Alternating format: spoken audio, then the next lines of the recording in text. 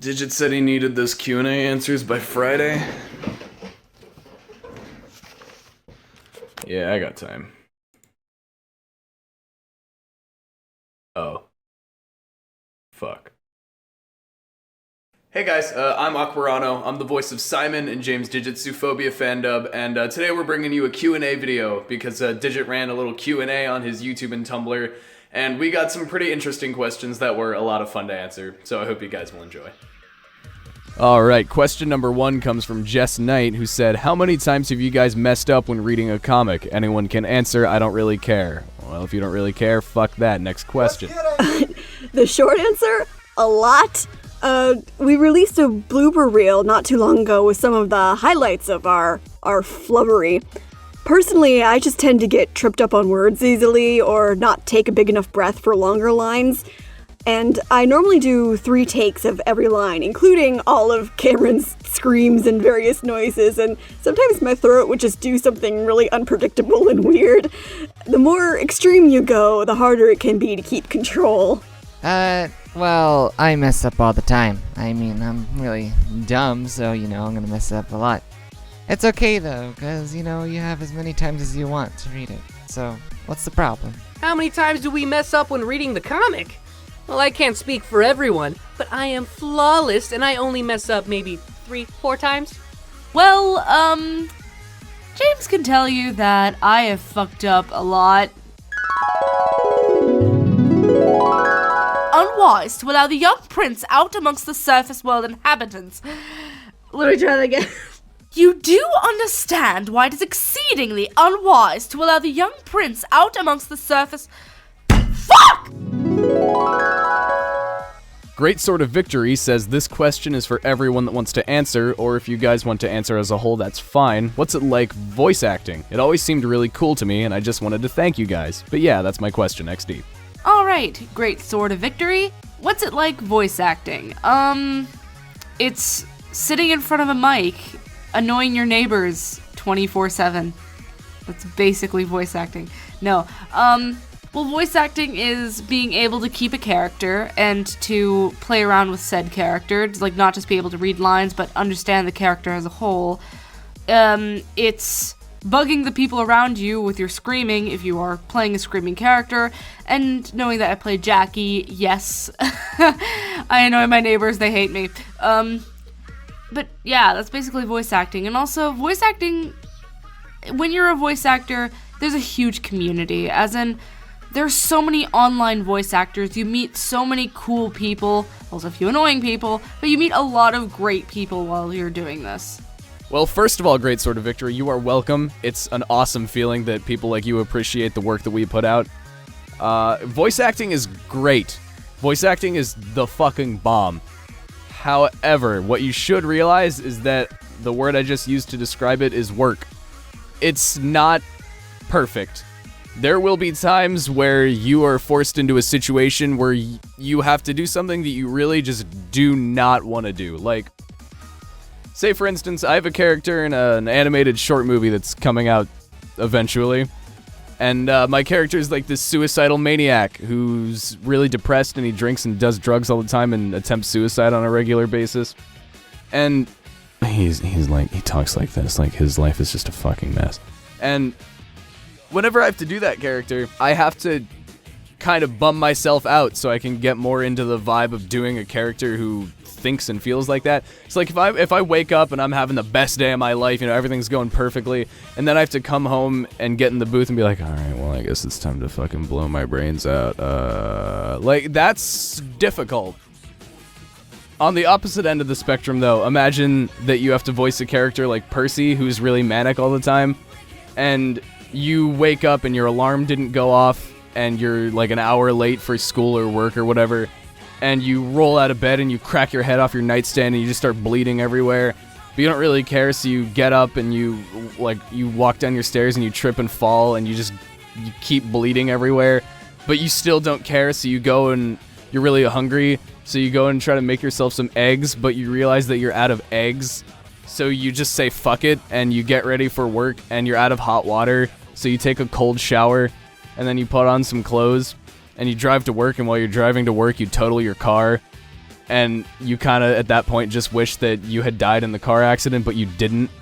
And then after work, you have to come home and get in the booth and be like, oh my god, I'm so happy! It's really challenging. But don't let that, like, I didn't mean for that to sound cynical or, like, anything like that. Voice acting's great. It's just, it's glorified a lot. People kind of look at it as, like, this really perfect thing that everyone wants to do, but it's not all fun and games. Sorry for that. Okay, honestly, there's a pretty big pool of voice actors on the internet, all at different levels, all doing this for different reasons, and it can be kind of intimidating to navigate, but if you have the courage, the stamina, and the thick skin to stick it out and manage to find yourself a really great group of talented, supportive people, it can be really amazing. Next question comes to us from the Personas animations that says to voice actors themselves, would you live in the Zoophobia world if you actually could? Hell yeah, I would. Like, dude, I mean, the way that Cameron's treated in the series so far, hell yeah. Like, I mean, I haven't read further in the comics, I don't know what happens to her, but like, dude, I would totally hang out there. Like, I would probably like help Jack with shit. I would hang out with, I would be in Jackie's class, no lie, because I can't dance for shit and I love acting. So yeah, I would, and then like fucking just all the characters are really cool and all the people are just really cool. I would totally hang out there, no lie. Well, then again, giant animals, they're kind of scary. I'm half there, but if I were like shipped away, like against my will, to an unknown place, I hope it would be this world of Zoophobia. It'd be great. I'm thinking I would not want to permanently live in the world of Zootopia if I could. I would not be opposed to a visit. I would go to see the Fish of Peace. That sequence was beautiful, and it is one of my favorites in the comics so far. Sure. I think I would. It's really colorful and interesting. Though I feel like I would like to know more about the history and the different districts that are there and a lot of the other facts about the world before I make my final decision, but that is up to Vivziepop. No, because I don't really like keep up with Zoophobia, but canonically there's like one human female. That would get tiresome. So yeah, no, I'd say no on that one. Who is your favorite Zoophobia character? I'm a big fan of Tentadora. I love her design. I love that she's really goofy and sexy at the same time, and her role in the Hell Royal family is super interesting to me. And the fact that she is a robot, she's just super awesome. My favorite Zoophobia character is Addison, of course. Who's my favorite Zoophobia character? I think you may already know the answer to that. Not to flatter anybody, but, I'm totally in love with Damien. He's great.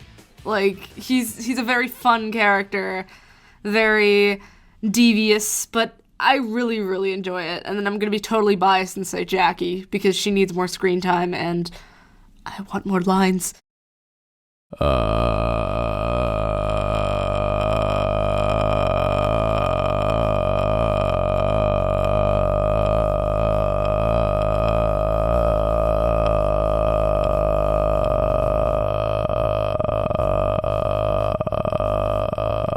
Probably Carrie. Next question comes from Michaela Williams. This question is for everyone. What made all of you think to create a YouTube channel and make the incredible series Zoophobia? Typo forgiven. None of us made Zoophobia. James Dijit did not make Zoophobia. The creator is Vivziepop, and oh my goodness, I love the comic. It's beautifully drawn, but we didn't create it. I'm sorry. Vivziepop made Zoophobia, and none of us have anything to do with Vivziepop. I'm sure she's a totally gnarly person, but we just did the dub out of fun. Well, it was Dijit's idea. Yeah, actually, James was the one who organized all of this. He just kind of went up to me and was like, you're good at playing insane characters, I have a role for you. And that's kind of how it happened. Dijit did the dub, and then one day he was like, Wyatt, I need you to voice a character. And I was like, okay. But still, it's a lot of fun. I still love creating content or helping James create content. It's great, and I'm just glad I'm in this project. It's a lot of fun. But yeah, I didn't make it. I didn't create any of this. Everything's a lie. Everything I know is a lie! I peaked the mic! So yeah, that's the gist of it.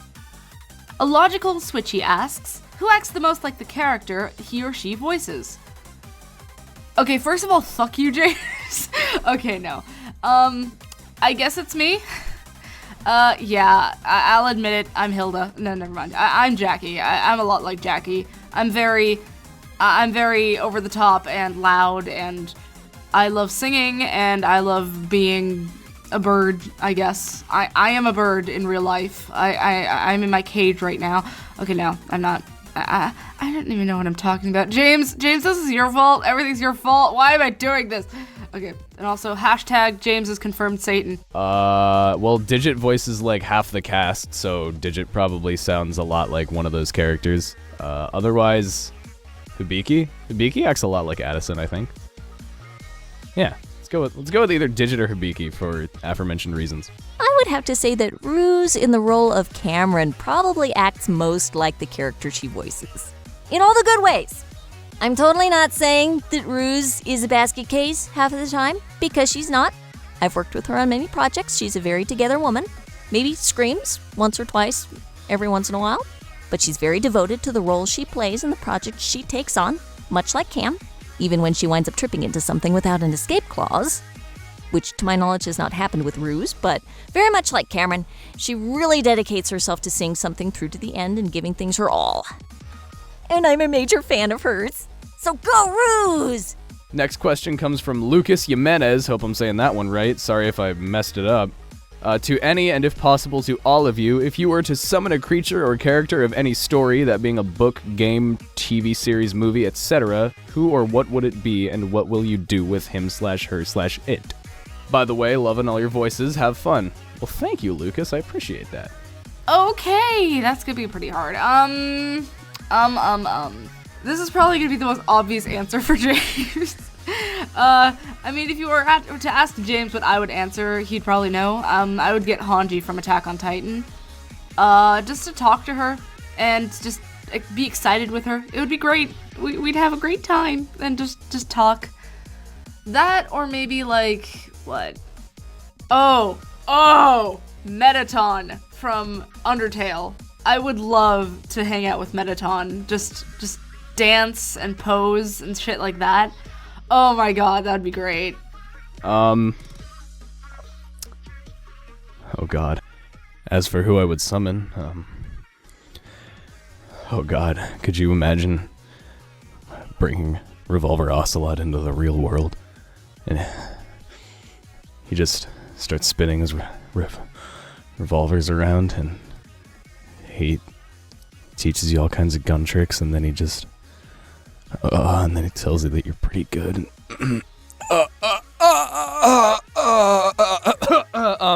Revolver Ocelot, that'd be cool. And thank you for joining us for this half of the Q&A. We had to split it into 2 parts because the video would just be way too long. So stay tuned for the second half. It's going to be coming soon.